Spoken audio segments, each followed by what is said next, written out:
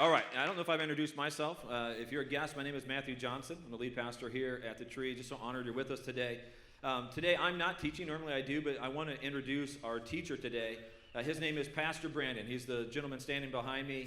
And I want to say something about him because I know many of you see him. He'll do oftentimes communion or call to worship. He'll be on stage to MC. But many of you don't actually know who he is and what he does. He is one of our pastors. He is the director over all of our Connect groups. Does an incredible job. Just now, in this season, we have over 700 adults that meet weekly in Connect groups, and it's because of his leadership and his team. But I want to tell you something more important. Brandon is the most genuine person you could ever meet. He has been one of my closest friends for years. Served on the youth ministry with me years ago. We had a lot of fun with that. With him and his wife, Megan, were part of our Connect group for years. They are, him and Megan, some of Mary and I's closest friends. We love them. And I'm so excited that you get to hear his heart today because he's talking about a topic that he's passionate about. But I just want you to know how much I love him and how excited I am for you guys to hear him teach tonight. This morning. All right, so let's make Pastor Brandon feel welcome as he teaches. Thank you.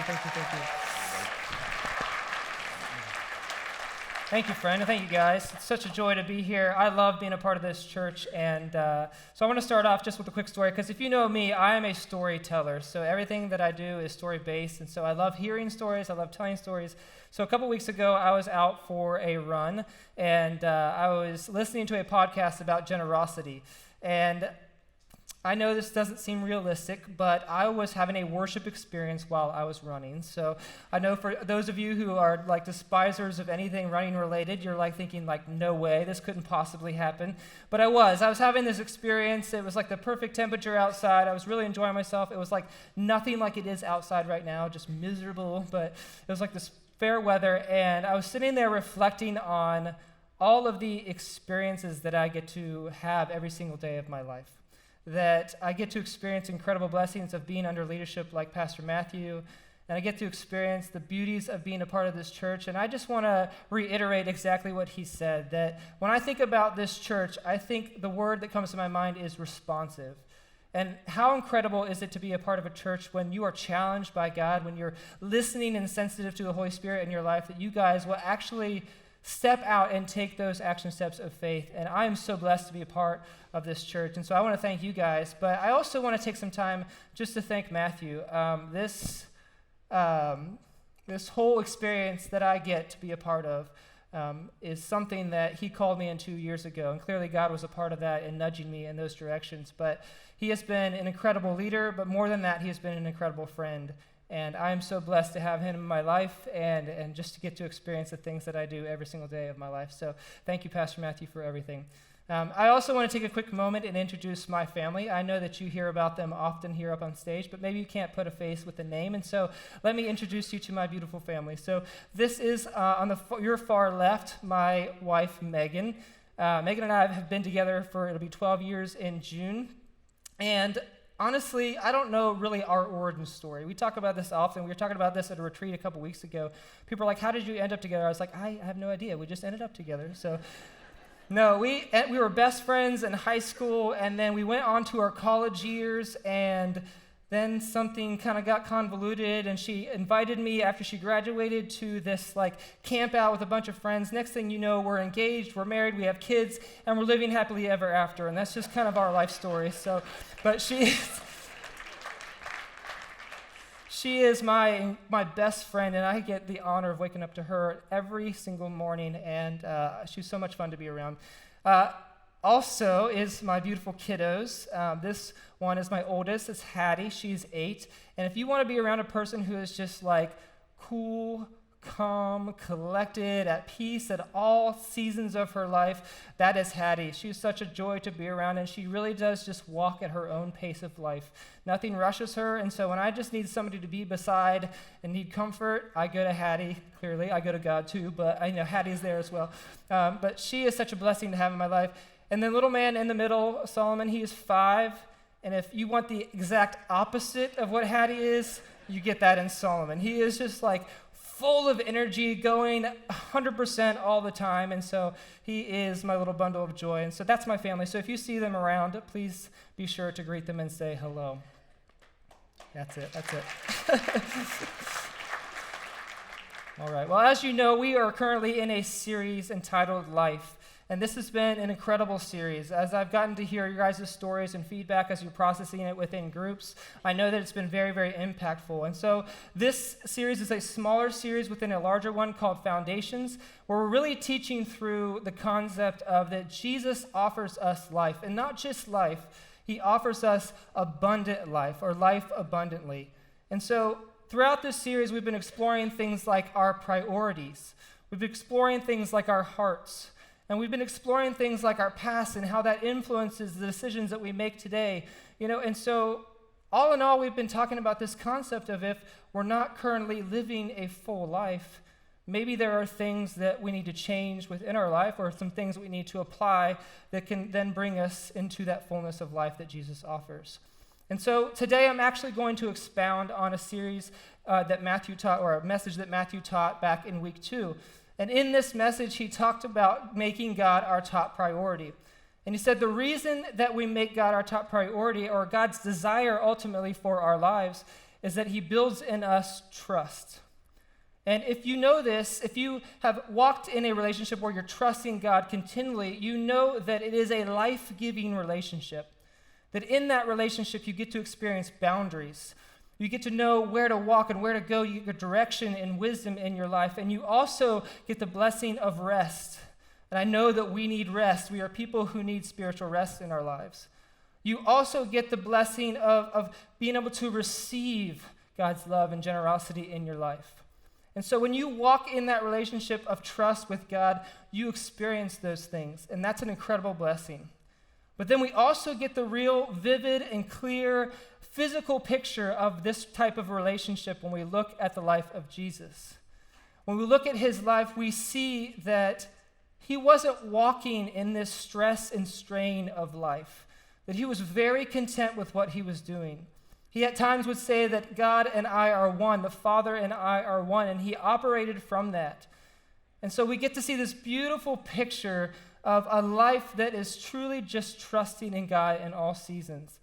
I love the story of when Jesus is in the boat and there's this giant storm coming and his disciples are freaking out. They're panicking in their minds, and Jesus is asleep like on a pillow in the back of this boat, or underneath the boat. I love this story because Jesus knew that when these types of storms come up in our life, he knew one who was more powerful than those storms. And so he trusted in that.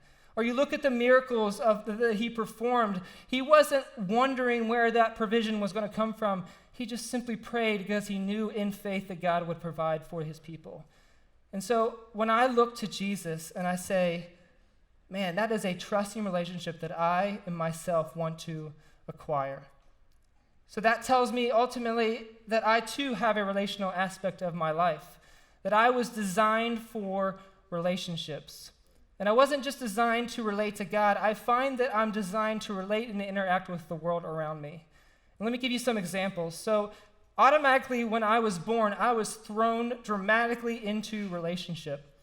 I relied on my parents to provide me everything that I need. They cared for me, they raised me, they developed me as an individual. And so automatically, just from the beginning of life, I relied on them for everything. And so then we move down the timeline a little bit and we look at my grade school years and high school years and even into college. I had constant relationships with teachers and educators and mentors and coaches and teammates. And so even in that season of my life, it was just always relating to somebody. And then you move into young adult years, which if you know anything about young adult years, those can be very disastrous years. You're called to make decisions, and you're called to be an adult for the first time in your life, and it's like the prime time that you need somebody else in your life. And thankfully, I had my wife to help me walk and navigate those seasons of my life. And then I had kiddos, and I'm learning how to relate to somebody who's much smaller than me and doesn't understand life as fully as me, and so I'm always operating within relationships.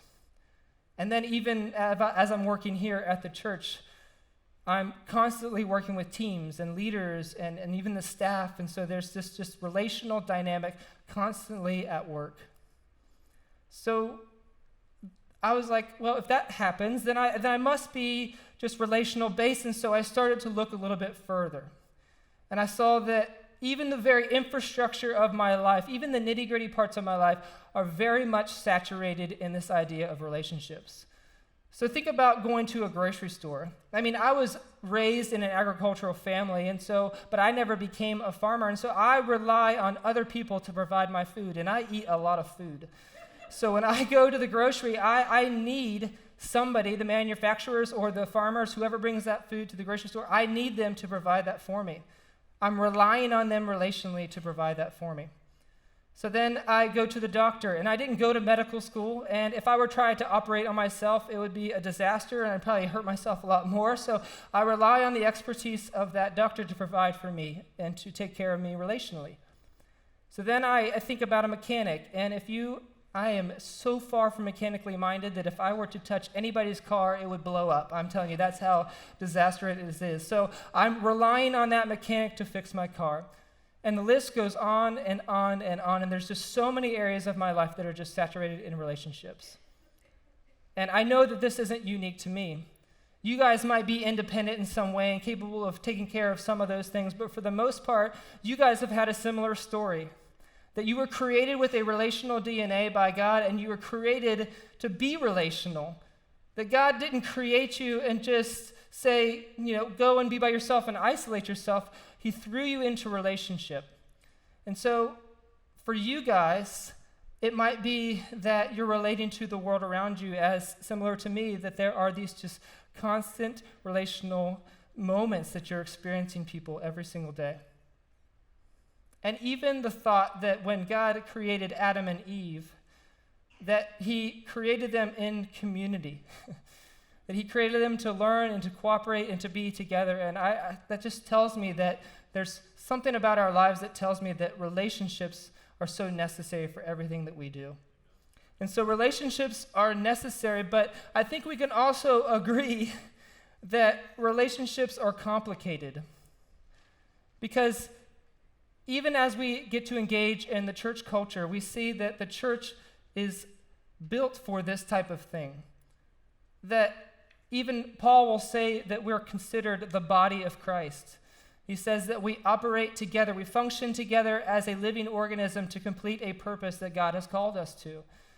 And so you see in our lives that there's always these relational dynamics, but as I observe and look around the world, I see that things are quite complicated. And so this creates in me some tensions at times. Because I know that we sometimes don't desire mediocrity in our relationships, but sometimes we just operate in mediocre relationships. That when we examine how we're operating within the context of our relationships, that they can be just kind of sometimes Maybe on a scale from 1 to 10, they're a 2 or 3 at best. And so we have to consider these things. And so I think ultimately, for all of us, what we truly desire is not mediocre relationships. What we desire is healthy relationships.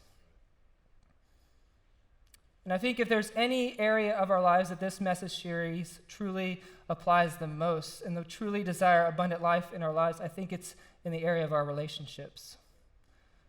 And so I realize that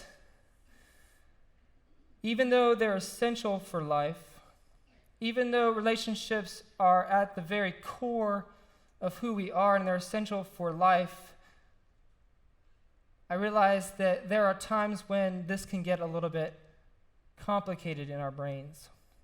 And so I start to think about things like, why is it that at times we feel we can go without relationships?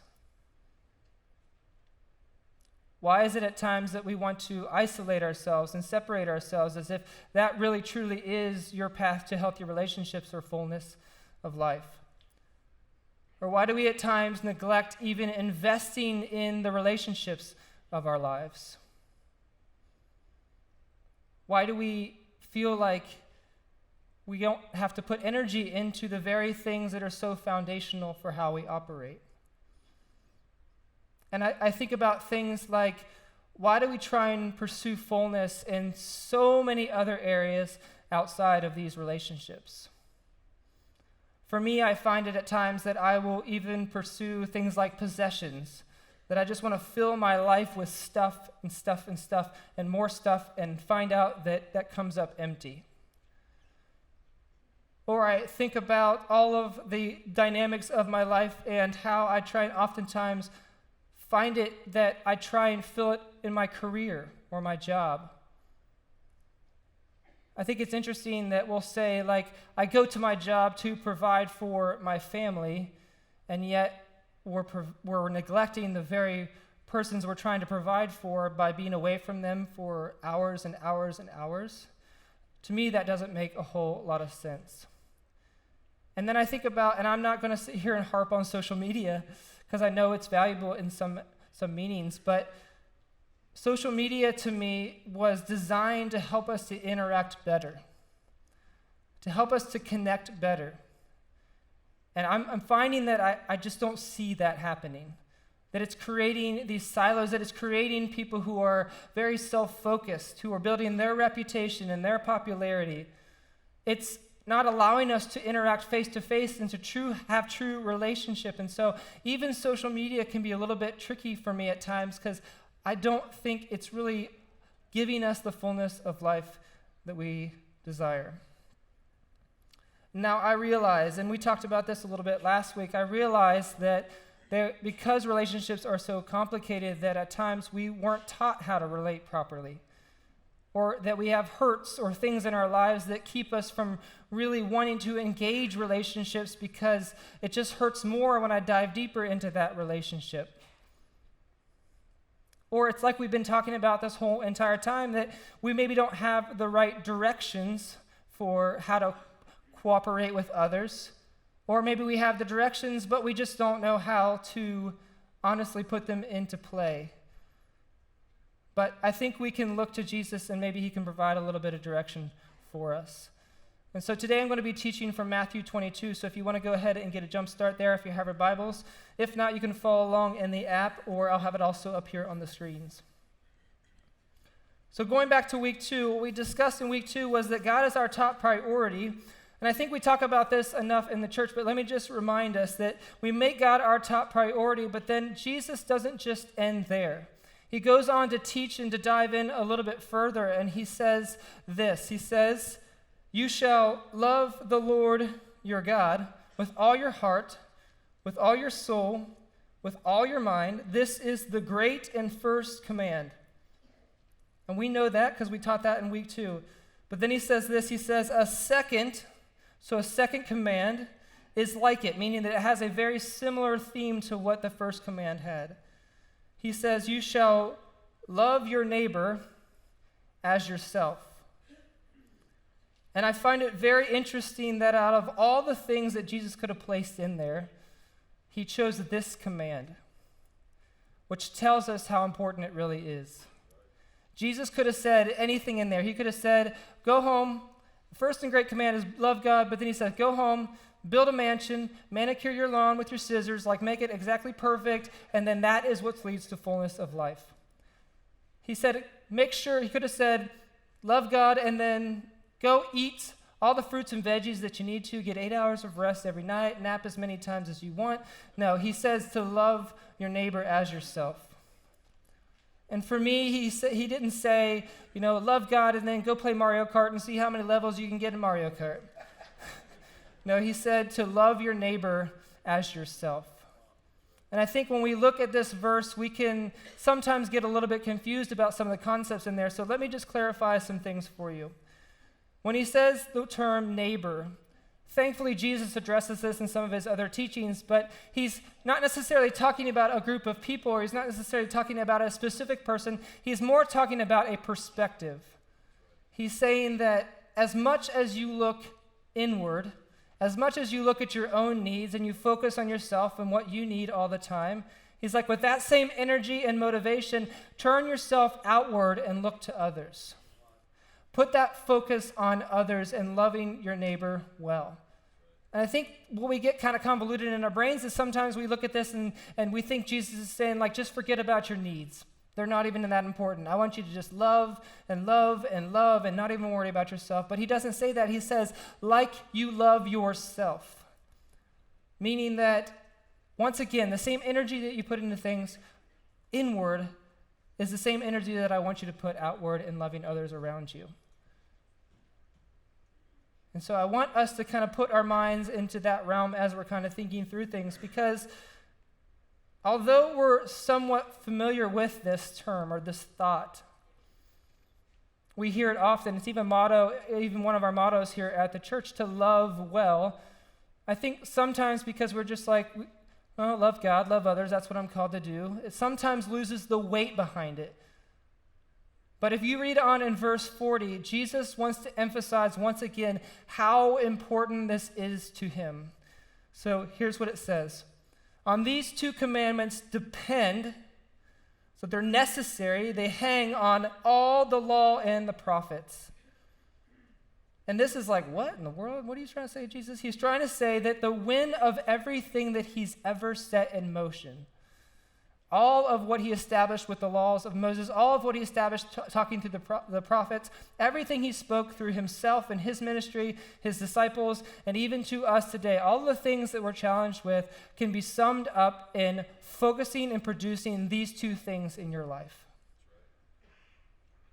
So for God, he's really narrowing down our priorities for us, isn't he? He's showing us exactly what it is that we're called to do in our life. And if there was one person who could have built his kingdom up more than any other person that's ever lived, it would be Jesus. Because he is the King of Kings. He deserves that attention. He could have built mansions. He could have focused entirely on himself, but he didn't. And I'll go into a little bit more of that here in just a moment. So we have to ask ourselves then, if this is the truth, if this is what Jesus is saying are the top two priorities in our lives, we must ask ourselves then the question, are we doing that? Are we loving God the most? And are we loving others second most in our lives? And then if we find ourselves also asking the question, are we lacking fullness in the relationships that we have? Maybe it's time to do some things that we've never done before. And maybe it's time to start applying some new thoughts, some new ways of living. And so we all see that relationships are essential for life. But I would go further, a little bit deeper, a little bit more thought-provoking in the sense that I would say purposed relationships are essential for the fullness of life. And here's what I mean. Two things. First and foremost, we have to look at the current relationships that we have already in operation. We have to think about, first and foremost, how Jesus operated in his life. And ask ourselves, did Jesus really believe this? Was it just a command that he wanted us to try and think about occasionally, or was it something that he genuinely loved with passion? And if you look at the life of Jesus, that automatically will convict us to know that it was something that he was desperately passionate about. That when he says things like, forgive others, he meant forgive others. That he was willing to even go as far as dying on a cross to forgive them. That when he died on a cross and he said, forgive them for they know not what they do, he was looking at people who were harming him at the time. And if that doesn't convict us to forgive those in our lives, then I think we need to take stock of that and recognize how important that is to even Jesus to do it in his life. And we think about things like when he says, love his enemies. Did you know that the Apostle Paul called us enemies of God at one point in time?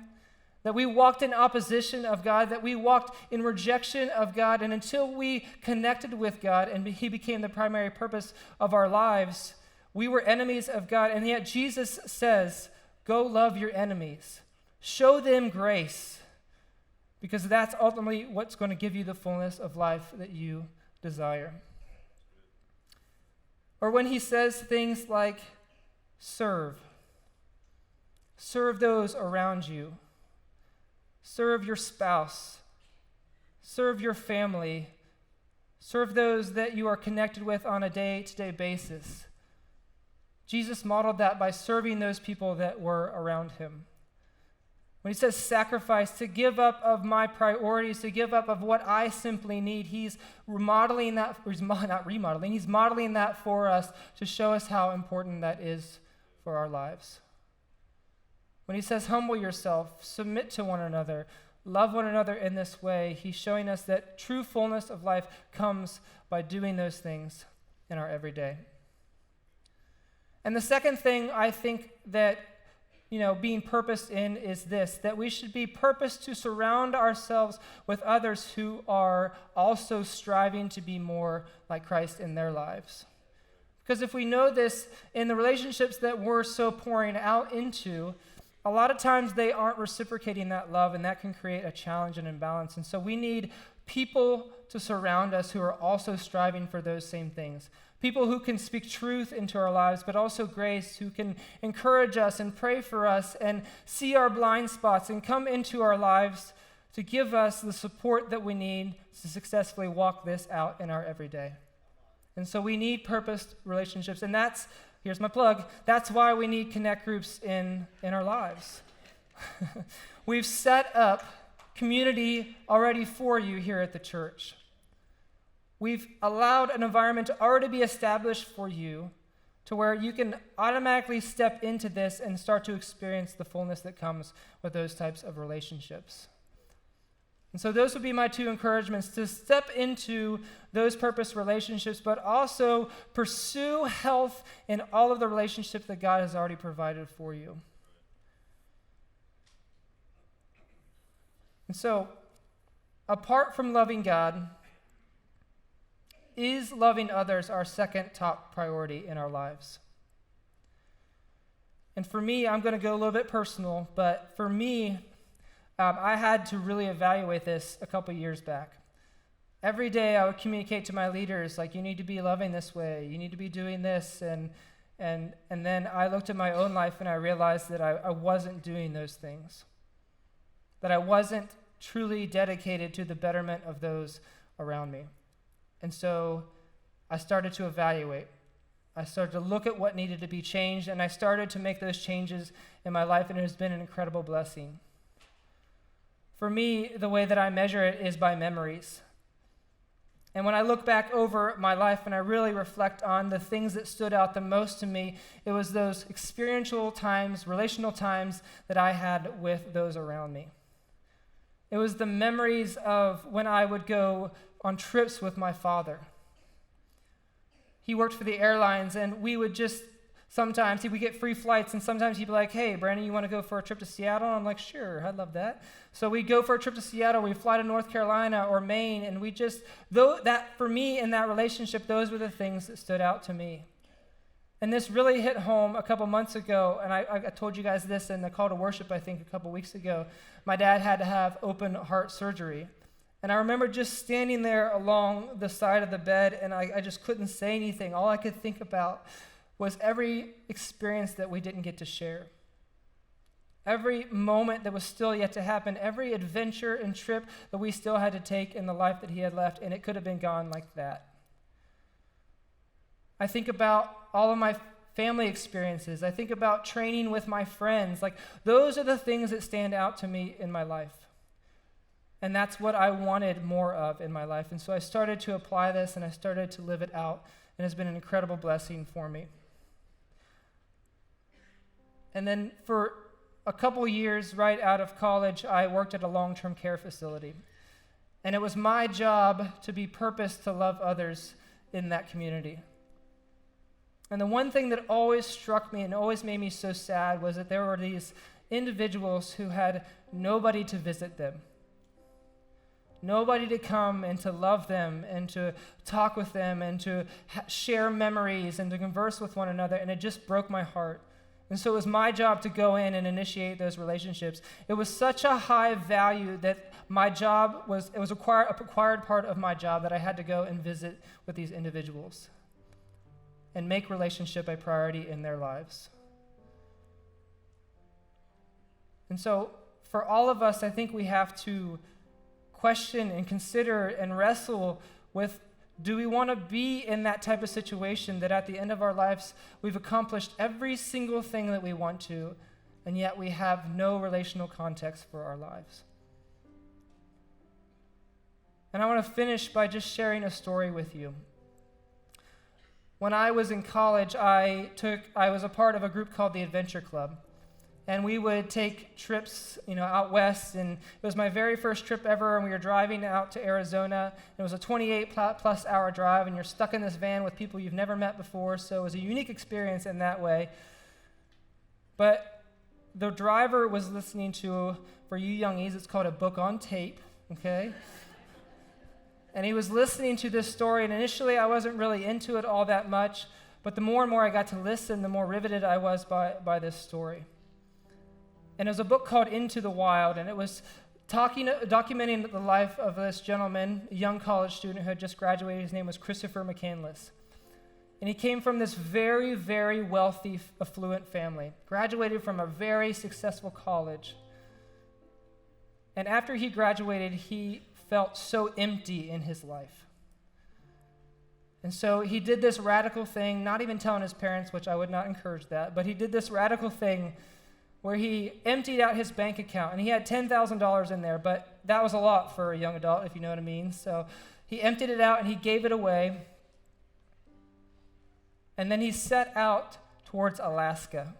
He wanted to go live in the Alaskan wilderness by himself and see how long he could survive and challenge himself in this way. And so this book documents every single step that he takes on the way out there, and the author actually followed along in his steps. And so he eventually made it out there, and he survived, and he was successful, and he accomplished all these things, and he, occasionally he'd have to go back into town and get stuff, but then he'd go back out again, and he was trying to attain this thing that he had his heart set on. And so he brought with him all of these journals, and he also brought some, when he ran out of journals, he'd start writing in books, and so he wrote this thing in one of his journals. He said, "Happiness is only real when shared." Happiness is only real when shared. So he's saying the same thing that we've been talking about, that Jesus is trying to communicate, that you can have all these experiences in life. You can accomplish everything that you've ever set your mind out to accomplish, but if you lack somebody to share it with, you're lacking so much fullness in your life. And so I think we have to take these things into consideration and be willing to take those hard steps to know that whatever needs to be done, I need to make it done so that I can have lasting memories, so that I can have people to share my life with. And I can grow to be more like Christ in every single area of my life. And so I'm going to close with this. I'm going to have you guys close your eyes for me. And I'm going to have the band come out, and we're just going to imagine for just a bit.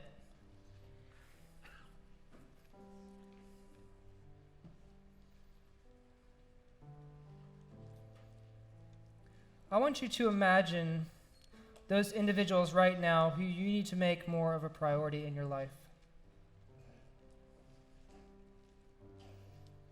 Imagine those individuals who would benefit from you making them a priority. Imagine how much more fulfilled you would be and how much more life you would experience by pursuing healthy relationships. Imagine the fulfillment you would gain from living a life that is full of relational memories. Imagine right now what needs to change in your life to make relationships more of a priority. Jesus, I thank you that you are relational. I thank you that you didn't just command us to do this, that you believed it wholeheartedly and lived it out.